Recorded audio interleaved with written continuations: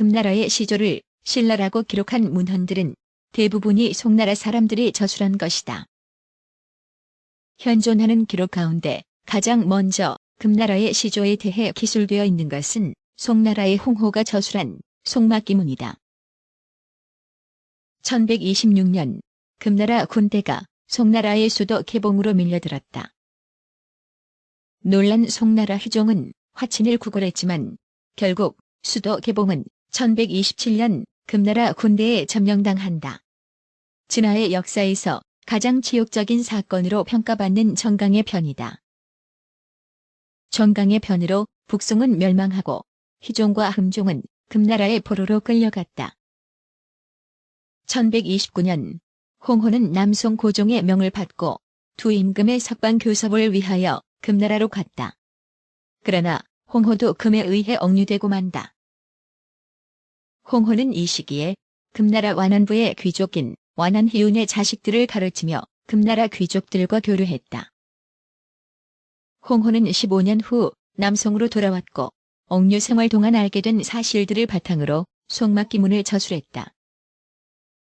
즉, 당시 금나라의 귀족들에게 금나라 황실의 시조가 신라인이라는 사실을 전해들었고 이를 송막기문에 기술했던 것이다. 여진의 주장은 신라인인데 완안씨라고 불린다. 완안은 한어로 왕이라는 말과 같다. 직접 보고들은 홍호의 기록을 통해 당시 금나라의 귀족들은 자신들의 시조를 신라인으로 여기고 있었다는 것을 알 수 있다. 그런데 송나라 사람들은 홍호가 송막기문을 저술하기 이전부터 금나라를 신라로 지칭하고 있었다. 이러한 사실은 송의 역사서와 외교 문서를 통해 확인할 수 있다. 송사에는 정강의 변이 발생하기 7년 전인 1119년에 금나라의 사신을 맞이한 기록이 남아있다.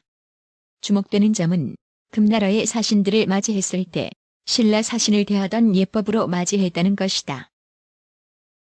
송나라는 자신들의 조정을 찾아온 다른 국가들의 사신들에게 그들 국가를 맞았던 기존의 예법대로 대접했는데 유일하게 금나라의 사신만을 신라 사신의 예로서 대했다.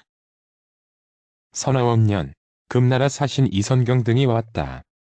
직비각 조유계 등을 보내 이선경 등을 맞이하게 하였다. 이에 금나라 사신이 도착하자 신라 사절을 맞이하는 예법으로 맞이하게 하였다. 선정전에서 접견하고 휘종이 궁전 앞에 나와 사신의 서신을 받았다.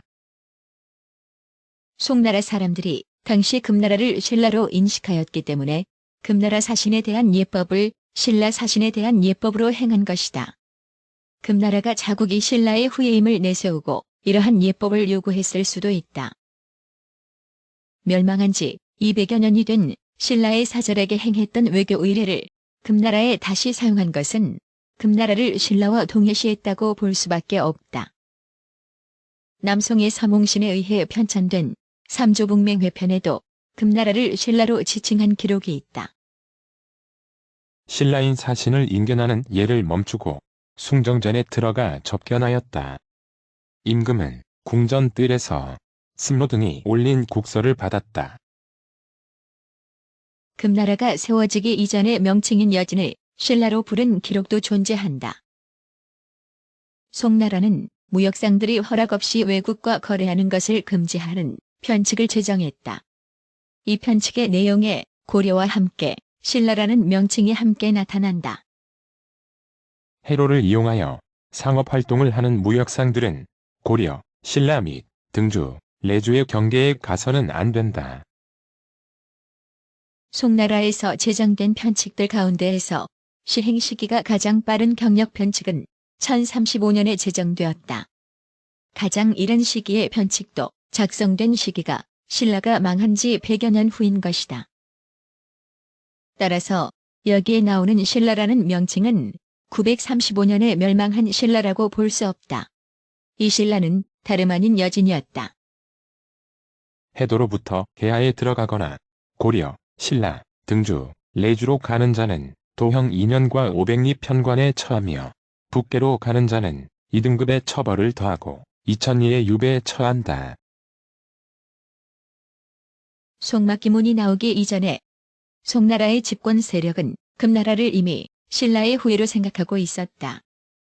더불어 만주 지역을 신라로 호칭하고 있었다. 1778년 청나라 관룡제의 지시로 편찬된 흠정만주 원류고는 금의 국호에 대해 단호하게 정리했다. 사서에 전하는 것을 살펴보면 신라왕의 성은 김씨로서 수십 대를 이어왔으니 금이 신라에서 나온 것은 의심할 바가 없다. 건국한 나라의 국호도 마땅히 여기서 가져왔다. 흠정만주 원류고에서 이처럼 금나라의 연원이 신라로부터 기인하였다고 강하게 주장하는 이유 중에 하나는 발해가 강성하기 전까지 신라의 구주가 현재의 요서와 만주 지역을 포함하고 있었다고 믿었기 때문이다. 신라 구주의 설치는 동쪽으로 길림, 서쪽으로 광령에 이르고 해주와 계주를 지나 조선을 포함하는 것으로 폭과 넓이가 광대하였다. 신라 멸망 후에 신라의 유민들이 만주로 이주하여 짧은 기간 안에 국가체제를 건설할 수 있었던 이유는 한때 이 지역이 신라와 연고가 있던 지역이었기 때문은 아닐까. 신라인을 시조로 둔 금나라 황실은 발해인을 왕비로 맡는다. 금나라 세종의 어머니 4대 황제 해룡왕의 어머니는 모두 발해 여인이었다. 금나라 황실과 혼인을 맺은 발해의 거족은 대시, 이시, 장씨 등이었다. 가장 전형적인 인물이 장호라는 인물이다. 그는 금나라 초기 승상을 역임하면서 신생 금나라의 국가체제를 확립한 인물이다. 금나라는 제국을 경영한 발해의 경험을 통해 국가체제를 확립했다. 장호는 요양 발해인이다. 본래 성은 고씨로 동명왕의 후손이다. 발해는 고구려 멸망 후 고구려 유민이 건설한 나라이고 신라 멸망 후에는 신라 유민들이 북만주로 다수 이주하였으며 이들의 후예가 세운 나라가 금이다. 김희헌 교수는 금나라를 건국한 아골타의 선조는 신라에서 옮겨온 유이민이고 나라를 세울 때 협력한 발해 유민들은 곧 고구려계라면서 아골타 근족들의 혼인 대상 민족은 요양에 거주하던 발해 귀족의 여식들이었다라고 지적했다. 금나라는 어느 모로 보나 고구려와 발해 못지않게 우리 역사의 한 부분이라 할 수 있다. 고구려는 신라, 백제와 함께 삼국 정립시대의 한 축이었으며 발해는 신라와 남북국을 이루었다. 또 금나라는 고려와 다시 남북국을 이루었다. 935년 신라가 멸망하고 신라 부흥운동이 실패하자 많은 유민이 북으로 향하였다. 그곳에서 발해의 재건을 꿈꾸는 유민들과 결합했고 그들이 세운 나라가 바로 금이다. 신라와 발해를 남북국으로 기술하듯이 금나라와 고려도 남북조로 분류해야 한다.